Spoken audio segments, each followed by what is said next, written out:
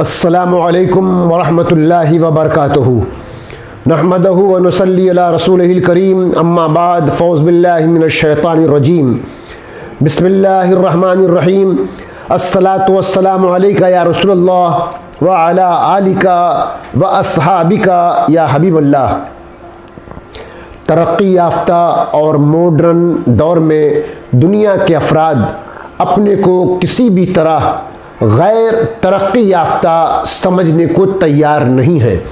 اور بالکل اسی طرح مسلمانوں کی جماعت بھی ترقی یافتہ ثابت کرنے میں کسی سے پیچھے نہیں۔ اس جذبے کو غلط بھی نہیں کہا جائے گا۔ بے شک ترقی کی دوڑ میں سب کو ہی کوشش کرنا چاہیے، مگر اس دنیاوی اور عارضی ترقی کے سبب اپنے ایمان و یقین کو کمزور کرنا یا کسی غفلت کا شکار ہو کر ایمان کا سودا کرنا نہایت ہی شرمندگی اور بد نصیبی کی بات ہے، چونکہ ایمان والوں کی اصل کامیابی ایمان کی حالت میں ایمان کے ساتھ دنیا سے رخصت ہونا ہے۔ اس کامیابی کے لیے صرف زبانی دعووں سے کام نہیں چلتا، بلکہ یقین کامل، یقین محکم اور صبر کی اس منزل پر ہونا ہے جہاں بے یقینی اور بے صبری کی گزر تک نہ ہو۔ چونکہ جب بندہ یقین اور صبر کی کمی کا شکار ہوتا ہے،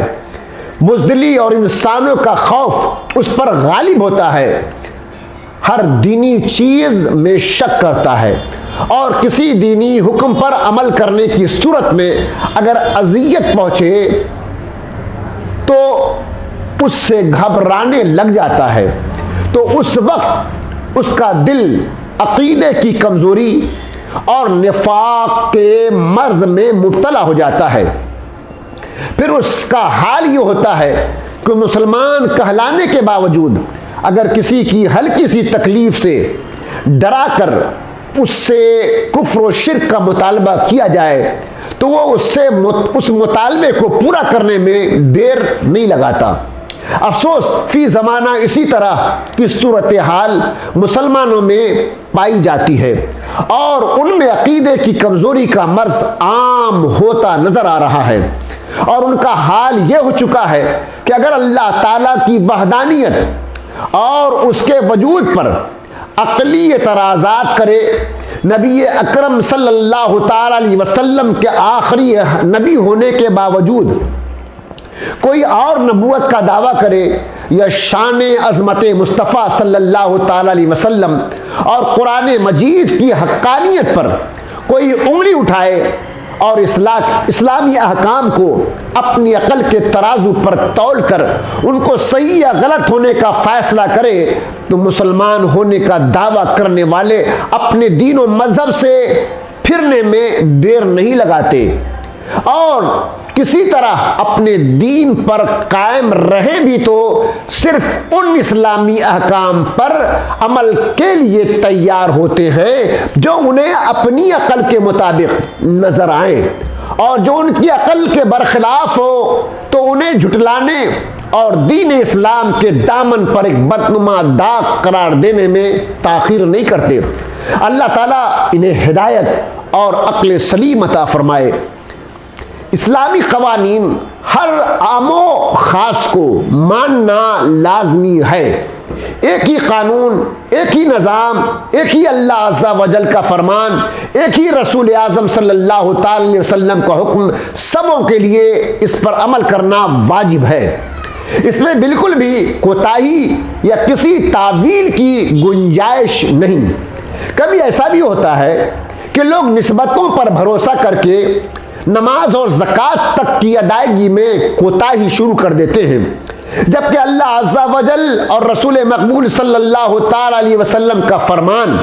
اور حکم کسی بھی عمل کے تعلق سے موجود ہو تو کسی بھی نسبت کا آڑ لے کر کوتاہی کرنا، چھوڑ دینا بہت ہی بڑا گناہ کا ارتکاب کرنا ہے۔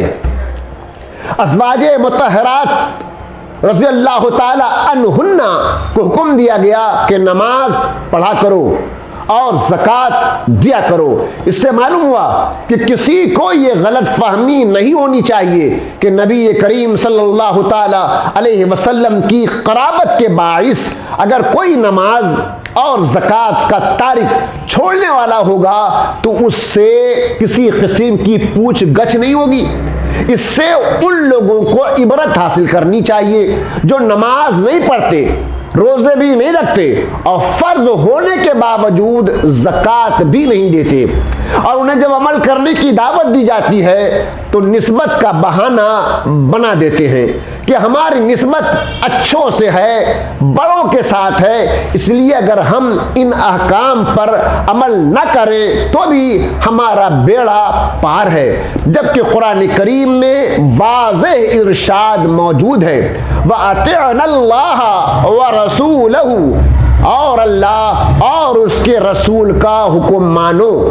یعنی تمام احکامات اور ممنوعات میں اللہ تعالیٰ اور اس کے حبیب صلی اللہ تعالی علیہ وسلم کی اطاعت کرو۔ لہٰذا تم میں سے کسی کے شان کے لائق یہ بات نہیں کہ جس چیز کا اللہ تعالیٰ اور اس کے حبیب صلی اللہ تعالی علیہ وسلم نے حکم دیا تم اس کی مخالفت کرو۔ یہ حکم عام ہے اور تمام عورتوں کو اللہ تعالیٰ اور اس کے حبیب صلی اللہ علیہ وسلم کی اطاعت کرنے اور ان کی نافرمانی سے بچنے کا حکم ہے۔ حضور پرنور صلی اللہ تعالی علیہ وسلم کی ازواج مطہرات رضی اللہ تعالی عنہن فرائض اور سنتوں وغیرہ میں تو اللہ تعالیٰ اور اس کے پیارے حبیب صلی اللہ تعالی علیہ وسلم کی خوب فرما برداری کیا کرتی تھیں، حتیٰ کہ مستحب احکام میں بھی ان کی اطاعت کا حال بے مثال تھا۔ اللہ تعالیٰ انہی مقدس ہستیوں کے طفیل ہم سبوں کو بھی اطاعت و فرما برداری کا جذبہ اور شوق عطا فرمائے۔ آمین۔ وآخر دعوانا الحمدللہ رب العالمین۔